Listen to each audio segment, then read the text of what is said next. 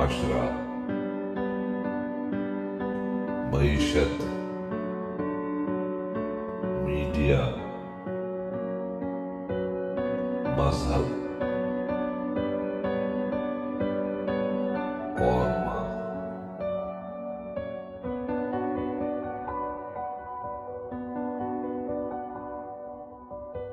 अस्सलाम वालेकुम।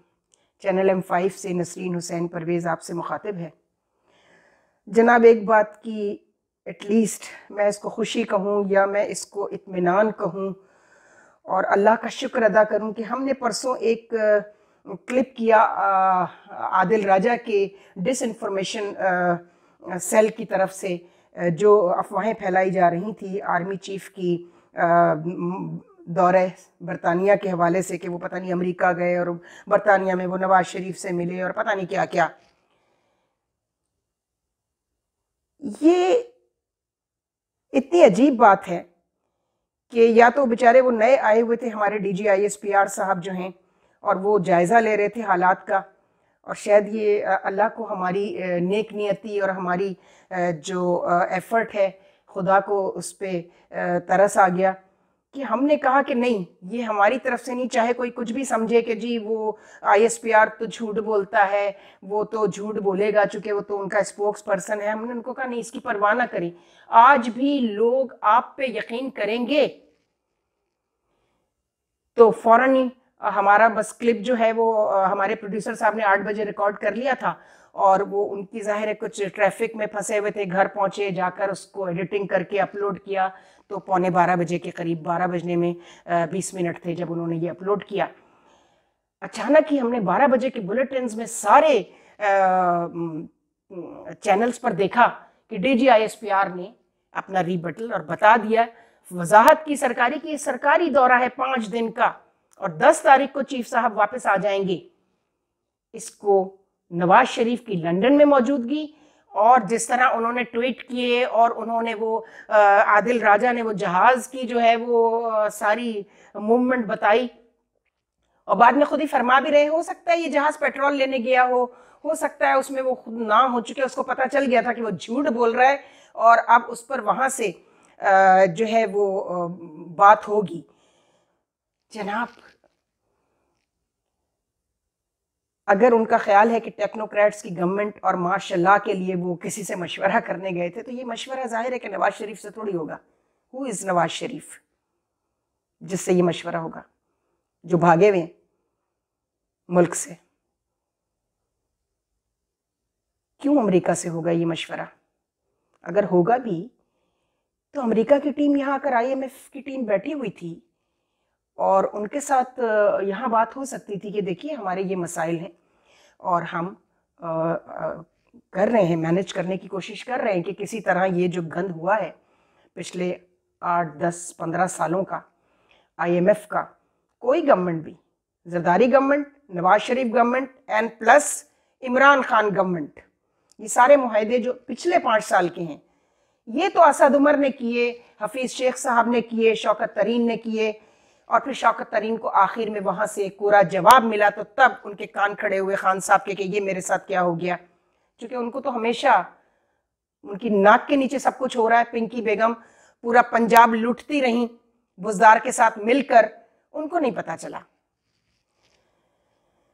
अब बाजवा भी खराब है, अब फैज हमीद भी खराब है, हर एक इनके खिलाफ साजिश कर रहा था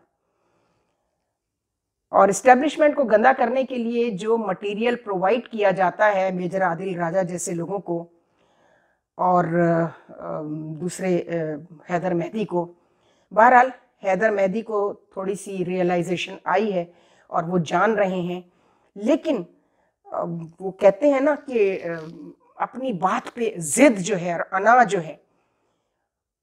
जो है ना वो बहुत बुरी चीज़ है स्टेट के मामले में, रियासत के उमूर के मामले में, जहां अवाम जो है उनको डिस्टर्ब किया जा रहा हो, उनके घरों के जो मसाइल हैं वो उनको हैदर मेहदी आप नहीं हल कर सकते। आदिल राजा साहब, जो इस वक्त मुआशी सूरत हाल है पाकिस्तान के मिडिल क्लास की, आप उसकी रियलाइजेशन आपको हो ही नहीं सकती। आदिल राजा साहब, आप तो एक गोरी मेम के साथ वहां बैठे हुए मौजें कर रहे हैं ना,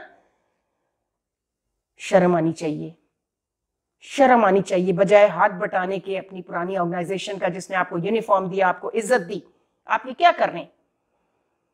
मैं अब आपको एक एडवाइस करना चाहती हूँ, क्योंकि मुझे थोड़ी सी हिम्मत और थोड़ी सी उम्मीद बंधी है कि शायद हमारी भी आवाज़ कहीं GHQ में सुन ली जाए। वैसे तो बदनाम करने को तो बहुत कुछ हुआ है कि जी हम GHQ के एजेंट हैं, हम जर्नैलों के पेरोल पर हैं, कोई हमारी हालत आकर देखे कि हम किस हाल में हैं तो अपने मुंह पे खुद ही थप्पड़ मारेगा जो भी ये फैलाता है ये अफवाहें। तो हम ये एडवाइस करेंगे कि अगर ये खदशा है कि लोग ISPR को, जो स्पोक्स पर्सन होता है DG ISPR GHQ का, उस पे लोग बिलीव नहीं करेंगे, तो ऐसा नहीं है। तो इसलिए हमने एक प्रपोजल दिया था अपने उस क्लिप में भी कि एक मीडिया काउंसिल बना दी जाए जो सिविलियंस पर, सीनियर सिविलियन सिटीजन्स जो हैं वो, प्लस कुछ retired well reputed honest bureaucrats, end of course ये तजवीज़ हम बहुत पहले जनरल अमजद शुएब को भी दे चुके हैं, चूँकि वो जो रिटायर्ड ऑफिसर्स थे उनकी एक फोरम है उनका, जिसके पहले चेयरमैन जनरल हमीद गुल थे, फिर वो जनरल अमजद शुएब के पास आ गई, लेकिन वो एक्टिव नज़र नहीं आई। तो हमने उनसे कहा था कि वाई ओनली आर्मी, हम सब भी मुहिब्बे वतन हैं, हमें भी इसमें शामिल किया जाए। बेतहाशा लोग हैं जो मुख्तलिफ वॉक्स ऑफ लाइफ से जिनका ताल्लुक़ है, उसमें स्कूल टीचर्स हैं, प्रोफेसर्स हैं, उसमें वेल रिप्यूटेड आर्मी ऑफिसर्स हैं, well reputed senior civil servants हैं, उसमें वेल रिप्यूटेड बिजनेस कम्युनिटी के भी कुछ लोग हैं, उसमें तालिबे इल्म हैं, स्टूडेंट्स हैं, मास्टर्स क्लासेस के जो ग्रेजुएशन कर चुके हैं, एटलीस्ट उनका इतना शऊर बेदार हो चुका होता है, फिर हाउस वाइफ्स हैं। इन सब को शामिल करके एक ऑर्गेनाइजेशन ज़रूर बनाई जाए और उसका एक हिस्सा मीडिया काउंसिल पर मुश्तमिल हो। हमने नाम भी बता दिए थे 2-4 जिनको उस मीडिया काउंसिल में शामिल किया जाए। और जब भी बाहर से डिसइंफॉर्मेशन का गंदा सिलसिला जारी ये रहेगा, ये ख़त्म नहीं होगा, तो उसके लिए ब्रीफ किया जाए उनको। Ministry of information, PEMRA, ISPR plus हमारी जो सिक्योरिटी एजेंसीज हैं या हमारी जो इंटेलिजेंस एजेंसीज हैं जिसमें ISI, MI, IB सब शामिल हैं, वो भी ब्रीफिंग दें कि हकायक के बारे में बताएं, ताकि वो मीडिया काउंसिल का जो वो हिस्सा है जो ये तय करेगा कि हाँ इसमें हकायक कितने हैं, और स्टेट के इंटरेस्ट में वो हकायक अवाम को बताना बहुत ज़रूरी है और उन पे लोग यकीन करेंगे। मैंने हसन अस्करी साहब का नाम लिया था, मैंने फ़खर इमाम साहब का नाम लिया था, मैंने मुशाहिद हुसैन सैयद का नाम लिया था, मैंने नसीम जहरा का नाम लिया था। आज भी जब हम मीडिया एंकर्स को देखते हैं टीवी पे, तो जब हम पाकिस्तान से बाहर बैठे हूँ, मैं बहुत दफ़ा गई हूँ, तो यकीन करें कि जब हम खोलते थे टीवी तो सिर्फ नसीम जहरा को देख के ये एहसास होता था कि हम पाकिस्तान का टीवी देख रहे हैं, हम पाकिस्तान की औरत को देख रहे हैं, एक मुसलमान मशरक़ी औरत को देख रहे हैं। अपीयरेंस भी तो बहुत बड़ी चीज़ होती है ना, कंडक्ट, जिस तरीके से हमारी ये एंकर्स जो हैं, इनकी अदाएं हैं, इनके मेकअप हैं, इन दुपट्टा मुकम्मल तौर पे गायब हो चुका है। और जी ओनर्स कहते हैं, वो टीवी के डायरेक्टर्स कहते हैं कि दुपट्टा नहीं पहना, ये सब बकवास है। हमने 4-5 डायरेक्टर्स से और ओनर्स से बात की, उन्होंने कहा ऐसी कोई पाबंदी नहीं है कि हमने कहा हो कि दुपट्टा नहीं पहनना है।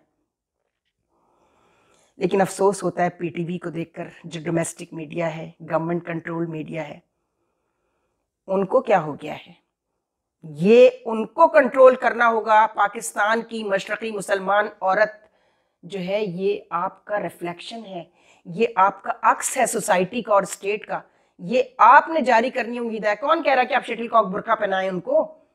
हम लोग 2 एक्सट्रीम्स पे रहते हैं ना। ज़ियाउल हक साहब आए तो उन्होंने कहा बिल्कुल लपेट लो चादर, लेकिन ऐसा नहीं कहा था उन्होंने कि मुकम्मल तौर पे चादर लपेट लो। ये कहा था कि सतर पोशी, एक औरत को अपनी जीनत जो है उसको छुपाना चाहिए, जिससे लोग अट्रैक्ट ना हो, वो सिर्फ खबरें सुने और एंकर की जो कंटेंट है उस पर ध्यान दें।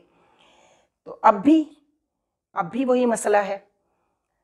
तो जो लोग PTV को चला रहे हैं, जाहिल औरत, वो मरियम औरंगजेब, क्या वो अकेली जाहिल नहीं है, उससे पहले वाले भी जो आपके इंफॉर्मेशन मिनिस्टर्स आते रहे हैं, तो जब से कॉर्पोरेट सेक्टर में मीडिया आया तो उनकी बुरी चीज़ें ले ली इन्होंने।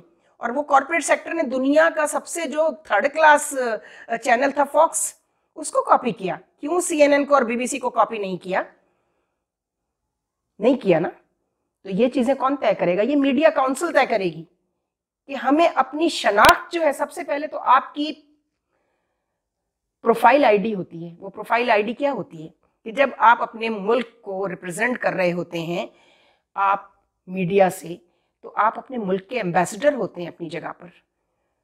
तो वो एम्बेसडर अगर ये बताए कि मैं इतना घटिया हूं, तो जाहिर है आपका इमेज फिर यही जाएगा, यही मैसेज जाएगा दुनिया को कि आप खुश होते हैं, वो खुश होते हैं कि हमारी सारी बुरी चीज़ें जो थी ना वो इन्होंने कॉपी कर ली हैं, बहुत इनको बहुत पसंद आई हैं।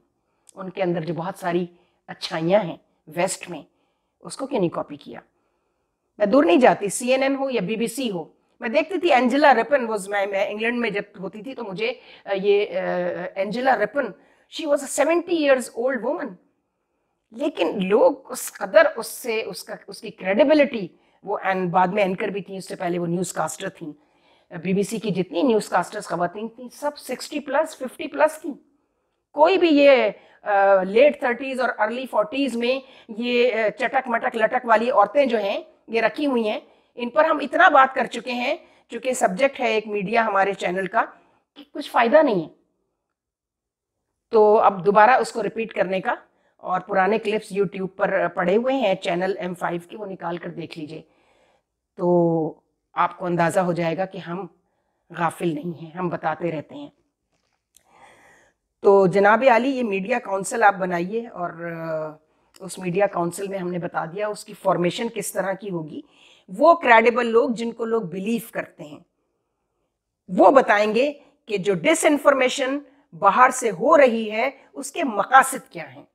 एक मकासद बताएंगे, दूसरे वो ये बताएंगे कि अगर कोई खबर सही है तो उसकी पूरे उसके करेक्ट पर्सपेक्टिव में उसको वो बताएंगे कि हाँ ये खबर जो बाहर से दी गई है, चाहे वो हैदर मेहदी दें या आदिल राजा दें या दूसरे बेतहाशा लोग यहाँ वहाँ जाकर बैठे हुए हैं, वो मखदूम शहाबुद्दीन हो या वो एक इब्राहिम राजा, मैं समझ रही थी वो बाहर होगा, वो भी इसी तरह की थ्रिल क्रिएट कर रहा है, 1 साल से मैं देख रही हूँ, और बहुत सारे लोग हैं। तो वो जो अपनी इंफॉर्मेशन फीड करते हैं, डिसइंफॉर्मेशन जिसको मैं कहूँगी, उसमें हकाइक क्या हैं वो भी मीडिया काउंसिल तय करेगी। तो प्लीज़ ये कर लीजिए।